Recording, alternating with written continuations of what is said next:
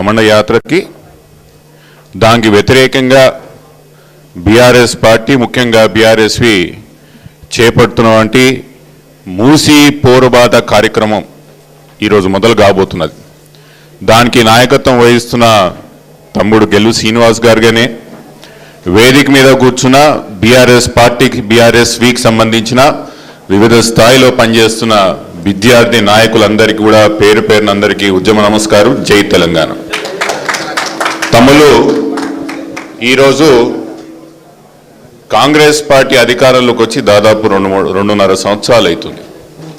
ఈ 2.5 సంవత్సరాల్లో మూసీ పేరు మీద చేపడుతున్నటువంటి దమనయాత్రే కాదు, ఈ దాష్టికమే కాదు, ఈ 2.5 సంవత్సరాల్లో కాంగ్రెస్ పార్టీ అధికారంలోకి వచ్చిన తర్వాత తెలంగాణలో జరుగుతున్న యొక్క దారుణాలు ఏంది, దుర్మార్గాలు ఏంది, తెలంగాణ రాష్ట్రం కేసీఆర్ గారు వదిలిపోయిన తర్వాత ఏ స్థాయిలో ఉండే, ఇప్పుడు ఏ స్థాయిలో ఉండదు అనేది ఒక్కసారి మనం అందరం కూడా ఆలోచన చేసుకోవాలి. నేను మొన్న సభల్ని చెప్పిన, విద్యార్థి సంఘాలు ఎవరన్నా కొట్లాడితే ఫీజు రియంబర్స్మెంట్ వస్తుంది, విద్యార్థి సంఘాలు ఎవరైనా కొట్లాడితే స్కాలర్షిప్ వస్తుంది, కొత్త కాలేజీలు వస్తాయి. కానీ మన విద్యార్థి సంఘానికి ఉన్న యొక్క గొప్ప చరిత్ర ఏంటంటే మనం కొట్లాడితే ఏకంగా రాష్ట్రమే తెచ్చుకున్నాం. మనకున్న చరిత్ర అది ఆషామాషి కాదు. ప్రాణాలు త్యాగం చేసి, ప్రాణత్యాగాలు చేసి, కుటుంబాల సైతం కూడా పక్కన పెట్టి తెలంగాణ కోసం జై తెలంగాణ నినాదాన్ని చెప్పిన రాంది చేయొద్దు రేవంత్ రెడ్డిలాగా అవుతుందని చెప్పి నరనరాన పట్టించుకొని జై తెలంగాణ నినాదం ఒక ప్రాణవాయుగా మార్చుకొని మనం ఆ రోజు రాష్ట్రాన్ని ఎట్లయితే సాధించుకున్నామో మళ్ళీ తెలంగాణ రాష్ట్రాన్ని కాపాడాల్సుకునే యొక్క పరిస్థితి ఈరోజు వచ్చింది. ఏడుండే తెలంగాణ ఈరోజు కేడికైంది. రైతులే కానీ, విద్యార్థులే కానీ, మహిళలే కానీ, మైనార్టీలే కానీ దేశవ్యాప్తంగా అన్ని రంగాల్లో మొదటి స్థానంలో ఉన్నటువంటి తెలంగాణ రాష్ట్రం ఈరోజు చేతులు ముందలు చాచి రైతులు, విద్యార్థులు, ఉద్యోగులు కూడా అడుక్కునే స్థాయికి ఈరోజు రేవంత్ రెడ్డి గారు 2.5 సంవత్సరాల్లో తీసుకొచ్చిండంటే ఇంకొక 2.5 సంవత్సరాలు నిజంగా ఈ ముఖ్యమంత్రి ఇష్టారాజ్యంగా చేస్తే మన పరిస్థితి ఏముంటుందని ఒక్కసారి ఆలోచన చేయండి. ఎప్పుడైనా ఎవరన్నా హారర్ సినిమా చూసిర్రా? హారర్ సినిమా బాగా ఎక్కువ హారర్గా ఉంటే మళ్ళీ సూండిగా ఇష్టపడతారా? రేవంత్ రెడ్డి గారి 5 సంవత్సరాలు ముఖ్యమంత్రి అయిపోయిన తర్వాత వచ్చే 5 సంవత్సరాలు కూడా నేనే అంటే హారర్ సినిమా చూసినంత భయం ఎత్తున్నది నాకు. ఇప్పుడే ఇట్లా తెలంగాణ దాపరించిందంటే ఇంకో 5 సంవత్సరాలు ఉంటే ఎట్లుంటుందని ఒక్కసారి మనం ఆలోచన చేసుకోండి.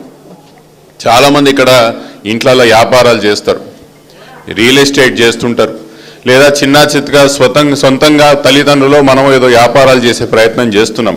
ఒక్కసారి మనసు మీద చేసుకొని చెప్పండి, అసలు మార్కెట్లో పైసలు ఉన్నాయా? ఏదైనా బిజినెస్ జరుగుతున్నదా? ఏదైనా పని చక్కగా అవుతున్నదా? అదే కేసీఆర్ గారు ఉన్నప్పుడు మన పరిస్థితి ఎట్లుండే? మా చేవెలలా గజం భూమి రేపు అమ్మకానికి పెడితే ఈరోజు సాయంత్రానికి ఎవరైనా వచ్చి పైసలు ఇచ్చిపోతుండ్రు. నెల రోజులైనా, 2 నెలలైనా, 6 నెలలైనా మార్కెట్ రేట్ కన్నా 50% తగ్గించినా కూడా ఈరోజు కొననీకి ఎవరు వస్తలేరు. బిజినెస్లలో అవుట్పుట్ తగ్గిపోయింది, ఇన్పుట్ తగ్గిపోయింది.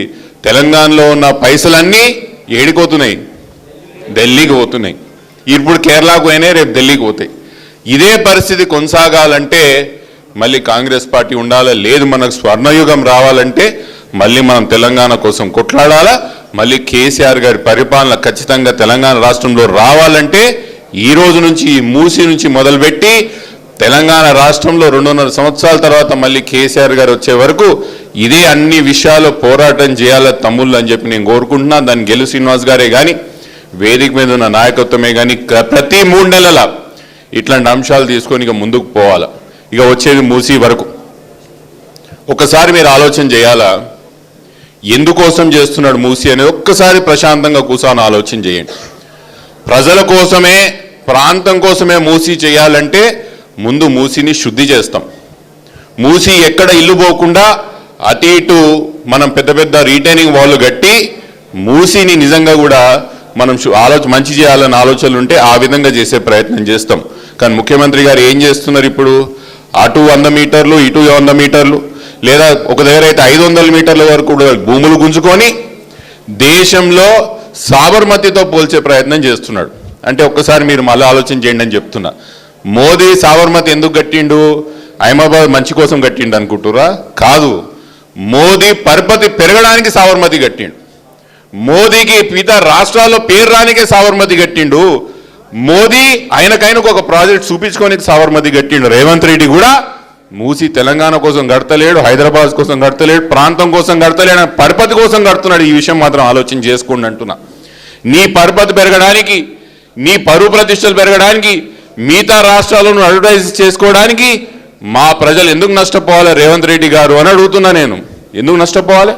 మేమెందుకు ఊకాలి చేతులు ముడుచుకొని? బరాబర్ ముడుచుకోం. ప్రజల కోసం మీరు పని చేయండి, మేము ఖచ్చితంగా మేము త్యాగాలు చేస్తాం, మా భూములు ఇస్తాం, మా ఇల్లులు ఇస్తాం. మీ పరపతి కోసం, మీ పేరు కోసం, మీ ప్రతిష్ట కోసం ప్రాజెక్టులు చేస్తే మాత్రం బరాబర్ ఆప్తామని ఆ రోజు కూడా చెప్తున్నా, బరాబర్ ఈ రోజు కూడా కొట్లాడతామని చెప్తున్నా. ఇంకో విషయం, నిన్న మొన్న మీరు న్యూస్లో చూసింటారు, కార్తిక్ రెడ్డి చేసిన ఎన్జిటి కేసు డిస్మిసల్ చూసిండ్రా?